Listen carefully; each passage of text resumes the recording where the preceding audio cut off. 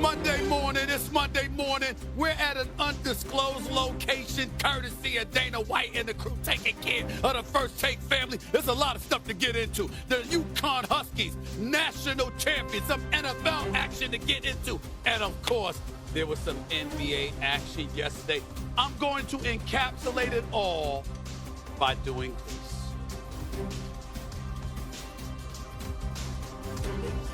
The Lakers have got to come up enormous today. Did you just say Lakers in 5? He's speaking like you better get drunk. Yeah, LeBron turnaround is perfect. Shot to the rim, hesitates, kicking to Vincent for 3.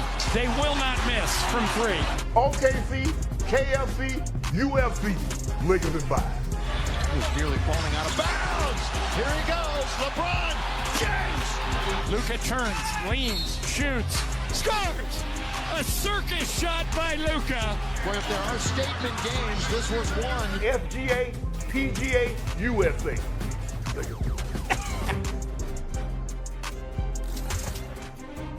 Forget the Lakers. Stop me if you've heard this before, America. The UConn Huskies are national champions, pure domination. Shannon, good thing you didn't take that bet, but I do like the suit, buddy. It's good to see you two together. Stephen A. Shannon, good morning. We got the guns out. We got Brian Windhorst, yeah, guns out, yeah. But yeah, we know. Phase checkers. I know. Unbelievable, right? Unbelievable. We'll get into that in just a bit, guys. But we're going to start with your Lakers. Sound good? Let's do it. Yes. The Lakers made a statement yesterday, dominating the Thunder 126-99. Luka Doncic led all scores with 30 points, while LeBron chipped in 19. The Lakers are now 1.5 games ahead of the Nuggets for the 3rd seed in the West. Our very own Shannon Sharpe had a classic reaction to the Lakers' blowout win over the Thunder. He tweeted, Lou Dort, Airport, Seaport, Taylorport, sorry I killed that, Shannon, Lakers at 5. Essay, higher on the Lakers or more down on OKC? I'm down on OKC. Lakers had an exceptional game. They were shooting tremendously so, and I'll leave that to Mr. Shay himself to get into with his annoying self. It texted me yesterday while I'm traveling. I mean, oh my goodness. But here's the deal, y'all.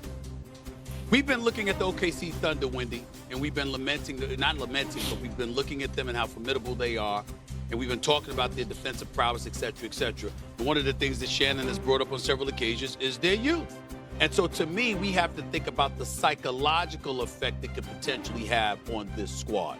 The fact is that when you're the Lakers and you stroll into their house and you don't beat them, you beat their ass. There's a different matter. That's a different matter altogether, because we have not seen that happen to OKC all year long. We've seen them lose a game here or there. We've seen them lose in lopsided fashion, whether it be to Milwaukee or to Denver once this year, but we didn't see them get their ass kicked like this. We saw that yesterday. Yep. And when you consider the experience of the Los Angeles Lakers combined with inexperience of the Oklahoma City Thunder, to lose a game like that has me concerned. That's where I'm at, Shannon. I ain't high or low on neither one. I told y'all what was going to happen. Wendy, remember we had this conversation about a month ago? I sure And did. what did you tell me, Wendy? You looked at me like I had 7 heads. You ain't want to hear anything I had to say. I told you it was going to be. That's it. That's it. Too many, too much. You see, my grandpa used to say all the time, he'd say, son, when you get into a fight, you don't turn the guy loose. You make him break loose. You make him break loose, because if you turn him loose, he'll like, yeah, don't hold me back. Make him break loose. That's what we did yesterday. And we got more of that, where that come from on Tuesday night. You thought we were done? We're going to show back up to your house, do a number on you again to let the world know. We're going to put the world on notice. If you haven't noticed, it ain't very many times right now over the last week and a half, our 3rd best player is the GOAT in the NBA. And he's been our 3rd best. Luka, AR, Kobe of the Ozarks, and GOAT James. Boy, y'all in a heap of trouble. Hey, West, NBA, you in a heap of trouble. You in a heap of trouble. I want to hear Wendy explain himself out of this one. Well, this is actually a terrific point in the schedule, because whatever concerns you have about Oklahoma City, because by the way, they got beat on Friday in Houston. They had a bad weekend. This team doesn't lose consecutive games, and now they've lost a 2-game losing streak. Shea has had back-to-back games below his standard. Okay, just 2 free throws the last 2 games total. None yesterday. That never happens. Okay, so we get to see how Oklahoma City handles this. They don't really have anything on the line with seeding, which the Lakers have everything on the line. So you get to address your concerns, Stephen A. We get to see how they want to send a message, not only to the rest of the league, but to themselves about how they deal with a little adversity and how they may want to give a message to the Lakers, a team they may see in the conference finals. But let's just move on and talk about the Lakers real quick.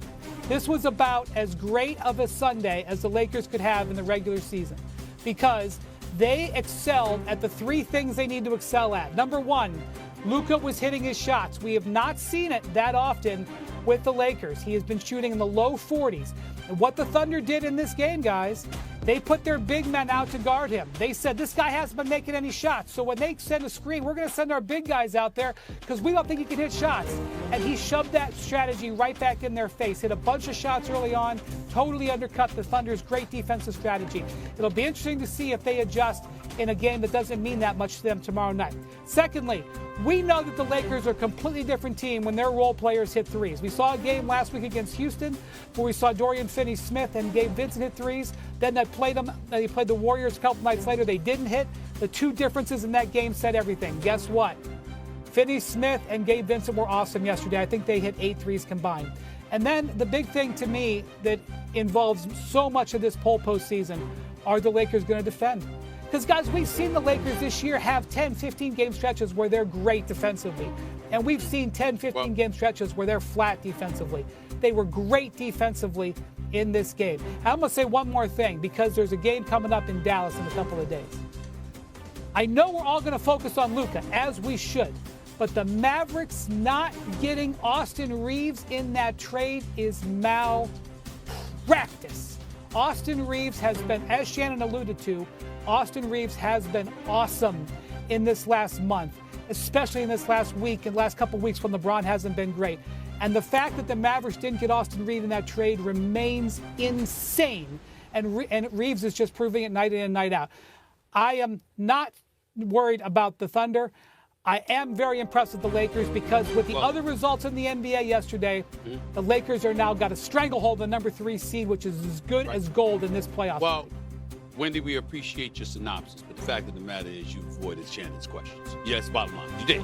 You answered. You said a lot. You said a lot. No, I'm not worried about the Thunder against the Lakers. I didn't know you were doing. Awesome. Hey, listen, man. I didn't know you were doing that much jogging. I didn't know because you jogging up down there. I mean, he was all over the place right there. The last man that talked that long and didn't have a whole lot to say was Cory Booker. He talked 25 hours. Because it's not a real conversation. I'm just saying, Wendy, you didn't do that. Here's the deal. Shannon, I will say this to you. As we look at yesterday's matchup, you consider the size of the Lakers' primary ball handlers in Luka and LeBron, and the Lakers' on-ball screens that caused the Thunder a lot of problems. And then you consider Austin Reeves, who's a legit 6'5", and what he's bringing to the table. If there is one team that is incredible